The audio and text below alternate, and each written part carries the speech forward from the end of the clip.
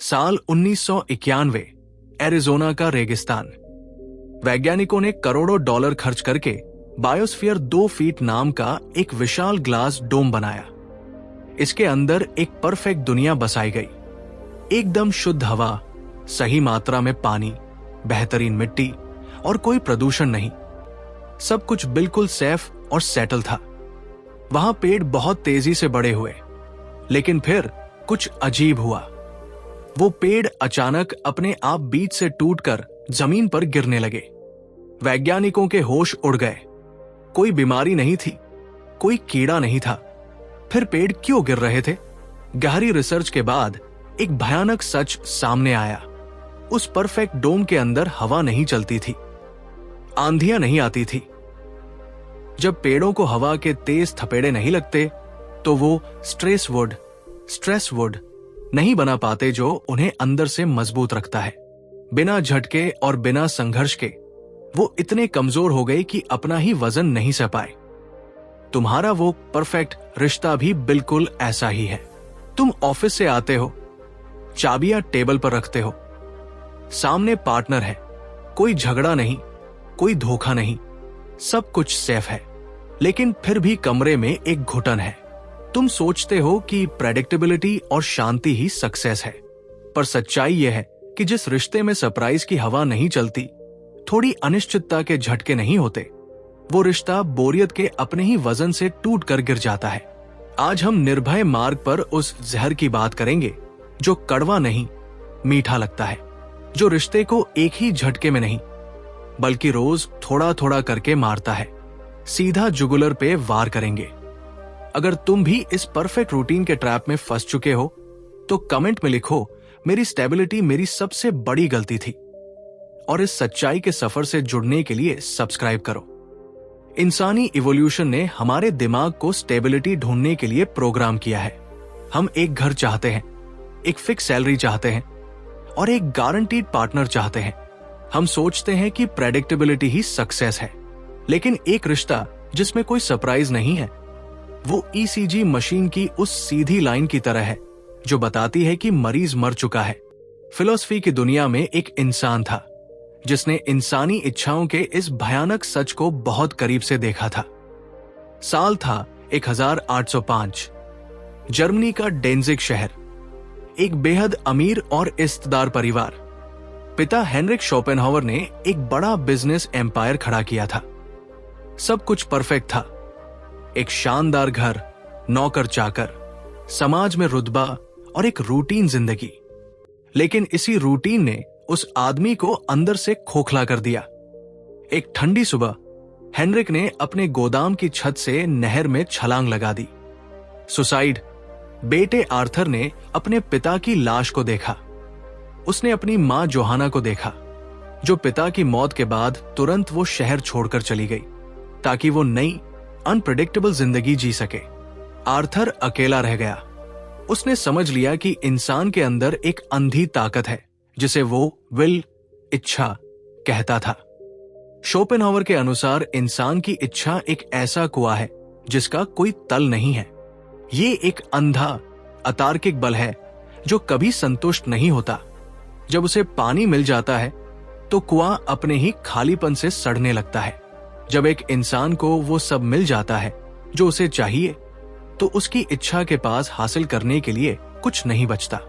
वो स्थिर हो जाता है और यही स्थिरता उसे अंदर से मार देती है। यहीं पर मशहूर साइकोथेरेपिस्ट एस्थर पेरेल का नजदीकियों का विरोधाभास, पैराडॉक्स ऑफ इंटिमेसी, सामने आता है। हम जिसे प्यार समझते हैं वो असल में सिर्फ एक कंफर्ट है। प्यार को सुरक्षा चाहिए, लेकिन इच्छा, डिजायर को दूरी चाहिए। आग को जलने के लिए हवा चाहिए होती है, थोड़ा स्पेस, थोड़ी मिस्ट्री। जब हम पार्टनर के इतने करीब हो जाते हैं कि कोई रहस्य नहीं बचता, तो वो आग बुझ जाती है। तुम्हारी वो गारंटी ही उस इच्छा का कत्ल कर रही है। अब इस कॉन्सेप्ट को साइकोलॉजी के चश्मे से देखो। इसे हेडोनिक एडेप्टेशन कहते हैं। हमारा दिमाग इस तरह वायर्ड है कि जो चीज कल एक लग्जरी थी, जैसे एक केयरिंग पार्टनर, आज वो बेसलाइन यानी नॉर्मल बन चुकी है। दिमाग ने उसे रजिस्टर करना बंद कर दिया है। बंगलौर का वो आईटी कपल याद है, साल का 40 लाख कमाते हैं, एक गेटेड सोसाइटी में रहते हैं, पर दोनों अलग अलग कमरों में बैठकर अपनी अपनी स्क्रीन घूरते रहते हैं। क्यों? क्योंकि उन्होंने प्रेडिक्टेबिलिटी को प्यार समझ लिया था। अब यहां रुको, सोचो। 1974 में डॉक्टर आर्थर एरोन ने एक बहुत मशहूर एक्सपेरिमेंट किया था, जिसे द ब्रिज एक्सपेरिमेंट कहते हैं। कुछ आदमियों को एक सुरक्षित चौड़े पुल पर एक खूबसूरत महिला से मिलाया गया और कुछ को एक खतरनाक हिलते हुए सस्पेंशन ब्रिज पर। जो लोग खतरनाक ब्रिज पर थे, उनके दिमाग ने डर की धड़कन को अट्रैक्शन समझ लिया और उन्होंने उस महिला को ज्यादा कॉल किए। इसे मिसएट्रिब्यूशन ऑफ अराउजल कहते हैं। अपने पार्टनर के साथ कोई ऐसा काम करो जिससे दिल की धड़कन तेज हो, जैसे कोई रोलर कोस्टर या कोई नई एडवेंचर ट्रिप। दिमाग उसे फिर से प्यार की शुरुआत मान लेगा। ये बात कोई सुनना नहीं चाहता।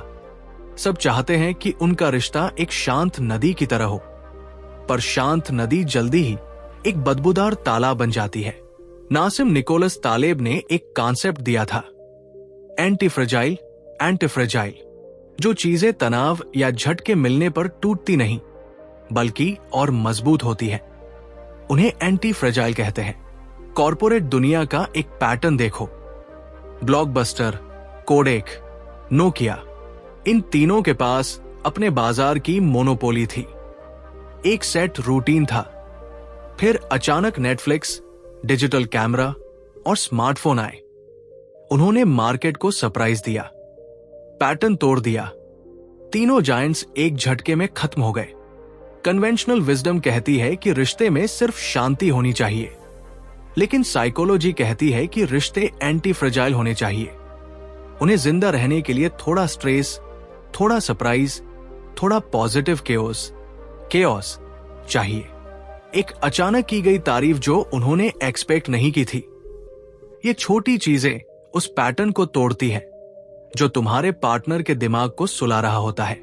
इतिहास का पन्ना पलट कर देखो, सभ्यताओं के लेवल पर भी यही सच काम करता है। रोमन एम्पायर इसलिए गिरा क्योंकि वो बहुत ज्यादा कंफर्टेबल और प्रेडिक्टेबल हो गया था। अब इसे भारतीय इतिहास से जोड़ो। शिवाजी महाराज के नेतृत्व में मराठा मुगलों के लिए खौफ का दूसरा नाम क्यों थे? क्योंकि मुगलों के पास विशाल, स्थिर और प्रेडिक्टेबल आर्मी कैंप्स थे।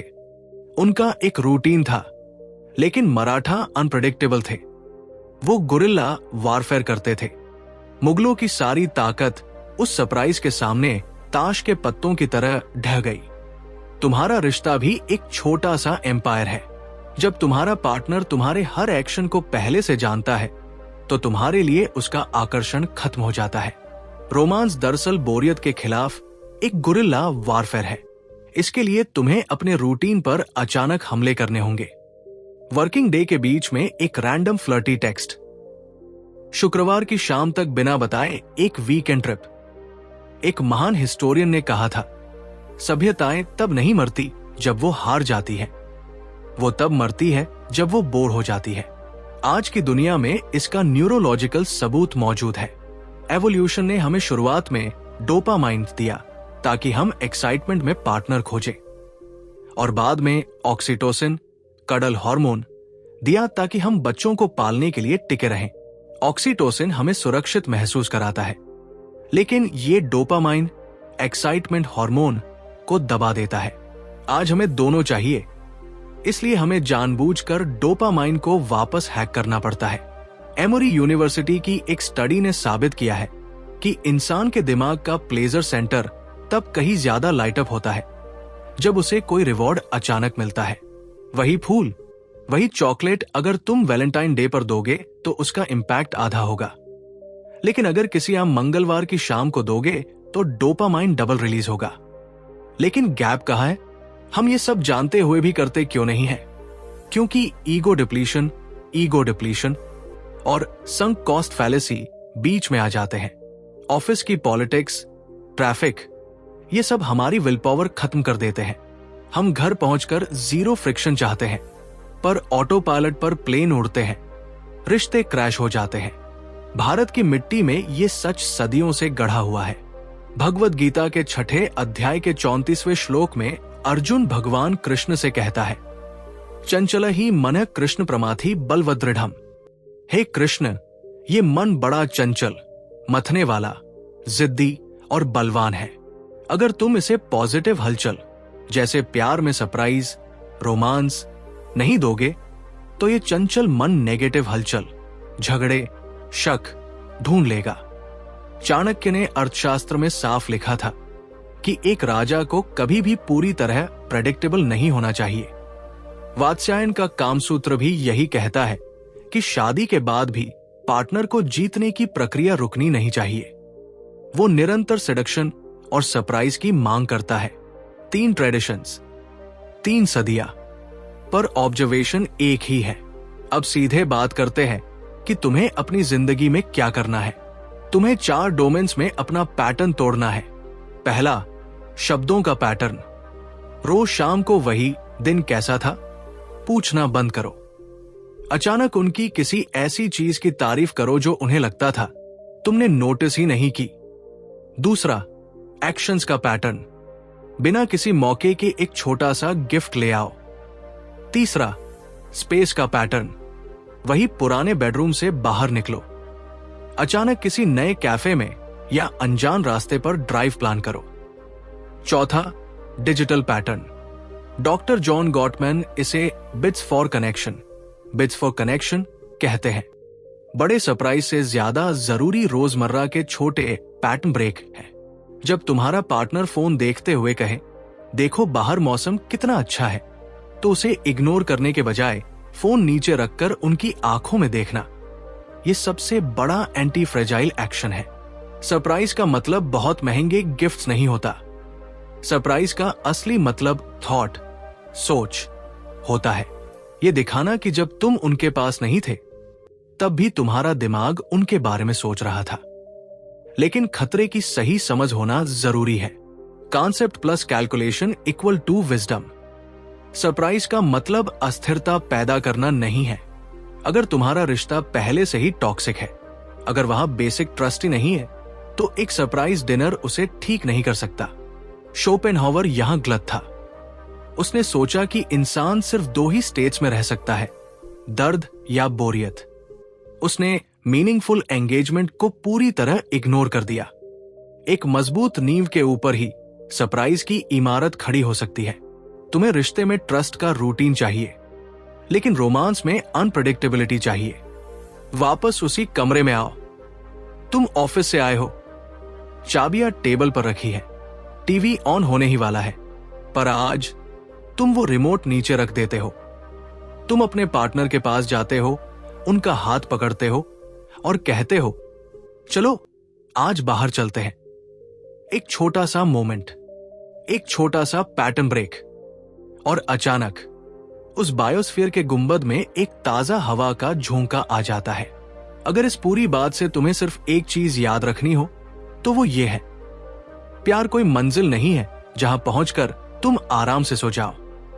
प्यार एक आग है, अगर उसमें रोज नई लकड़ियां नहीं डालोगे तो वो बुझ जाएगी। रूटीन तुम्हारे रिश्ते को एक म्यूजियम बना देता है जहां सब कुछ सेफ है पर सब कुछ मरा हुआ है। सरप्राइज तुम्हारे रिश्ते को एक लाइव कॉन्सर्ट बनाते हैं। तो सबसे बड़ा सवाल यह है, क्या तुम अपनी आग को अपनी ही आंखों के सामने बुझने दोगे? यहां एक पल की खामोशी। ये वक्त का तकाजा है कि तुम अपने रिश्ते के आर्किटेक्ट बनो, उसके पैसिव कंज्यूमर नहीं। निर्भय मार्ग। यहां हम तुम्हें डर नहीं सिखाते, यहां हम तुम्हें आराम की उस नींद से जगाते हैं जो तुम्हें अंदर से मार रही है। अगर तुम जाग चुके हो और अपने रिश्ते में वापस जान फूंकने को तैयार हो तो लाइक बटन दबाओ, सब्सक्राइब करो, नोटिफिकेशन ऑन करो और नीचे कमेंट करो, मैं निर्भय मार्ग पे हूं।